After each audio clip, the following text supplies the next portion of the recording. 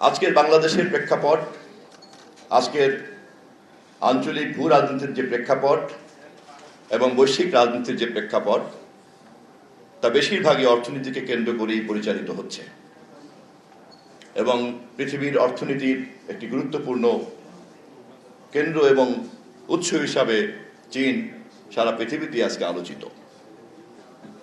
সঙ্গত কারণেই আমাদের দেশের অর্থনীতিও, বিশেষ করে আমাদের বাণিজ্য পরিপূর্ণভাবেই চীন নির্ভর হয়ে পড়েছে এবং সে কারণে আমরা চীনকে আমাদের অর্থনৈতিক এবং বাণিজ্যের প্রেক্ষাপটে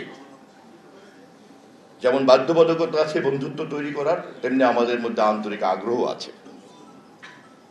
আমাদের মতো দেশকে যদি এগিয়ে যেতে হয়, আমাদের অর্থনীতির গতিকেই আরো অনেক বেশি প্রবাহিত করতে হবে, যা আমাদের নেতা জনাব তারেক রহমান ক্ষমতায় আসার আগের থেকেই বারবার করে বলেছেন।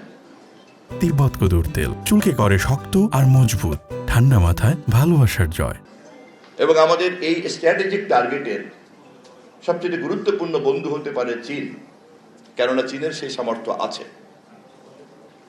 আমাদের দেশের যে এফডিআই স্টক, তার মধ্যে চীনের অবস্থান হচ্ছে দ্বিতীয়।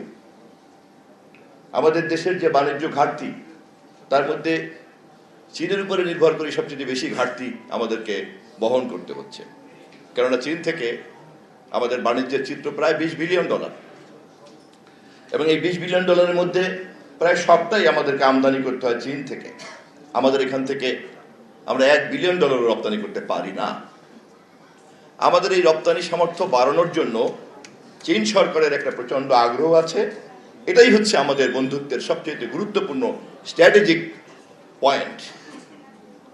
চীনের সঙ্গে আমাদের বন্ধুত্ব নিয়ে অন্য যে যাই ব্যাখ্যা করুক না কেন, চীনের এই আগ্রহ এবং আমাদের এই প্রয়োজন, এটাই হচ্ছে আমাদের দুই দেশের বন্ধুত্বের স্ট্র্যাটেজিক ইউনিটি পয়েন্ট, মিউচুয়াল ইন্টারেস্টের পয়েন্ট।